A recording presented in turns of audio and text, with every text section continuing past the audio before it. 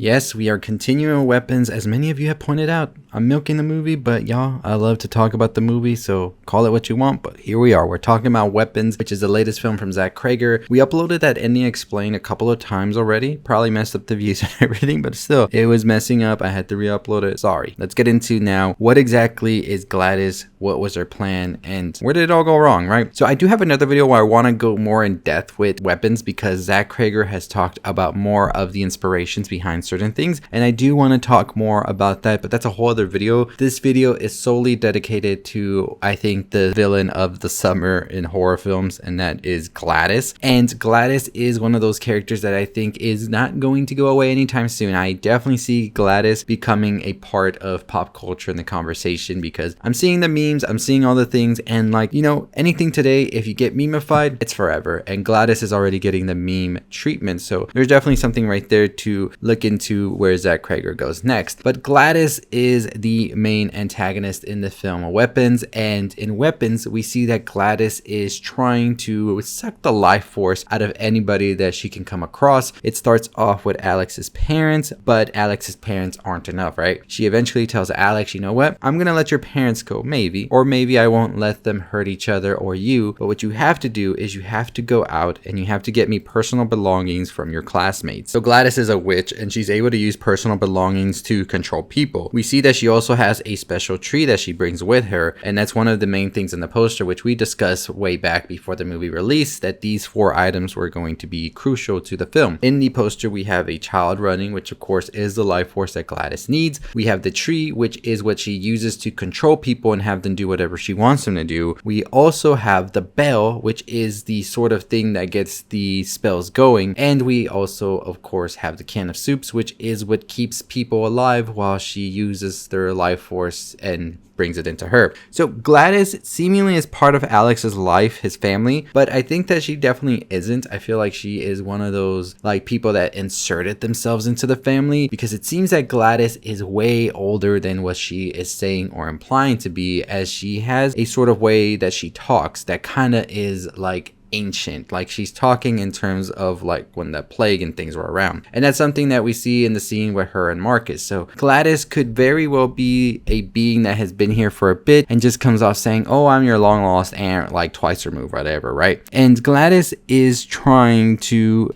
get life force out of people because she's seemingly decrepit, she's old, she's tired, and she needs this energy. Now they don't say exactly what illness she has or whatnot, but Alex's parents just assume she's about to die eventually, so they just want to give her a place to rest and die peacefully. Unbeknownst to them, she is about to use them, so she's able to control them, and she uses lockets of hair in order to wrap around the branches of the tree whenever she needs somebody under her control to attack someone, which we saw in the case of Marcus. Marcus was used to attack Justine with the locket that they had cut off of Justine's hair the night of the stakeout. So Gladys seemingly has magic powers as well. I initially thought maybe it was just the tree that gave her the powers, but I feel like the tree is just there to be used as a weapon. The weapon, of course, being mind control on these people and having them attack whoever she seems like needs to be attacked. But Gladys also has powers herself. We see it when she gets the things from the kids and she's able to make a concoction in a bowl. She spits in it, sets it on fire, and that's pretty much a spell that she uses alongside with the branches in order to bring the kids forth. It could very well be possible Gladys has powers, but what makes me believe she doesn't really have these ancient powers of sorts is that we see Alex being able to use the tree as well at the end, and that's when he's able to use it against Gladys, where he wraps her hair around the branch,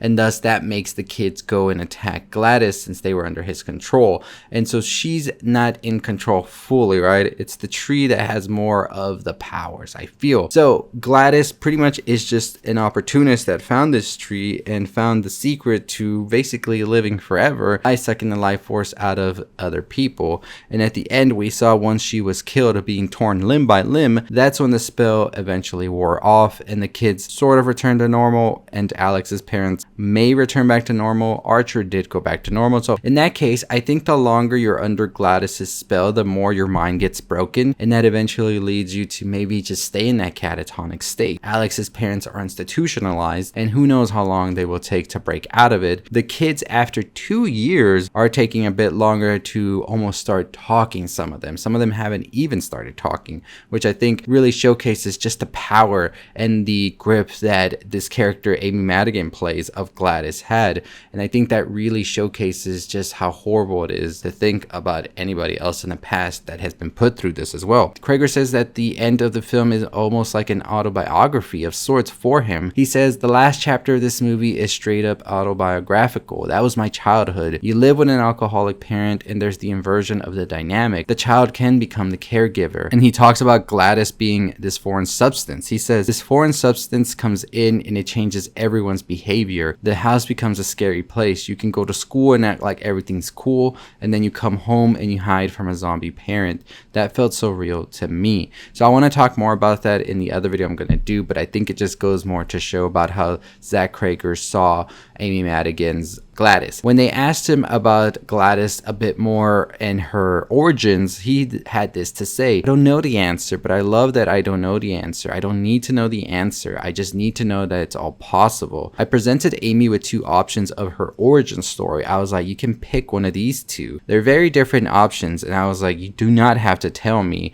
but it's either this or that. I don't know which one she picked. So one of those was that she was a regular person, but her spells and corrosive actions are a last-ditch effort to heal herself of a life-threatening illness. She had to adopt this methodology that she uses out of a place of emergency to keep herself alive. I won't say any more than that. He says the other option maybe was that she wasn't a person at all. The off-kiltered red wigs and outlandish makeup suggests Gladys is some other kind of creature trying to simulate what she thinks a normal human being looks like, but she's doing it badly. That's an interesting way to think about it. I like that a lot. He also says that he framed it in the context of Javier Bardem's character in No Country for Old Men as well, with being an almost uncanny, unstoppable killer. Cregger says, I talked with her about Anton Chigurh character. You get this sense Anton Chigurh is potentially an immortal who has come to New Mexico and is doing an impression of the people around him. That's why his haircut is so wrong and his clothes are clean, because he's doing a bad impression of these Southwesterners. The costume designer Trish Somerville says that they dress Gladys in a style that can only be called deranged grandma. That's what Cregger says. I like to think that maybe Gladys went to Boca Raton and looked around and just scraped together an outfit and was like, this is what a person does, right? She didn't really think it through. Maybe that's what's going on. He also goes on to say that Amy does this amazing thing where she shapeshifts throughout this movie. You never really feel like you've pinned her down, except when she's threatening Alex at the breakfast table. Maybe we're seeing the real her, or maybe the real her is this vulnerable thing. Amy looks so hurt by the fact that he doesn't want her in the house, Cregger says, and that's when Alex offers for her to just leave.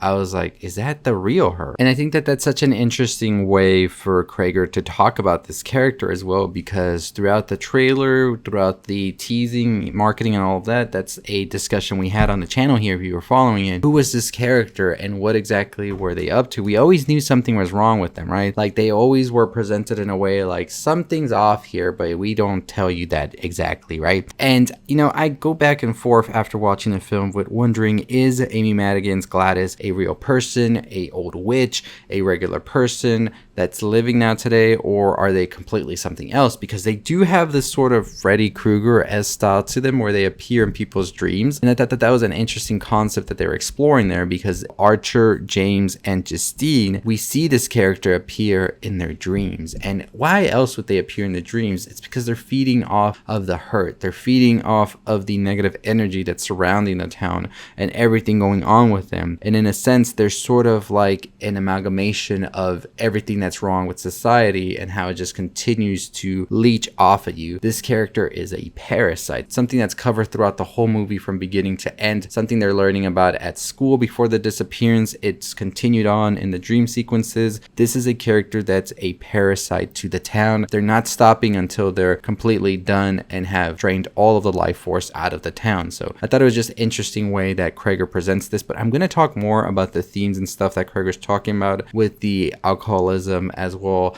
as what the hell was that AR-15 doing at the top of the home in that dream sequence, because that's something we got to discuss, but that's going to be in the video tomorrow, so stay tuned for that. Check out our ending explained. Like I said, I re-uploaded that like 4 times. Very sorry about that, but I'm definitely ready to talk more weapons with y'all. Like I said, I'm not milking it, I just like to talk about it. If you don't like it, I'm sorry, but we got about one more video about weapons, so don't worry if you're getting fed up with it. But we still have a ton of other videos on other horror movies we just watched, like The Undertone. That review went up last night.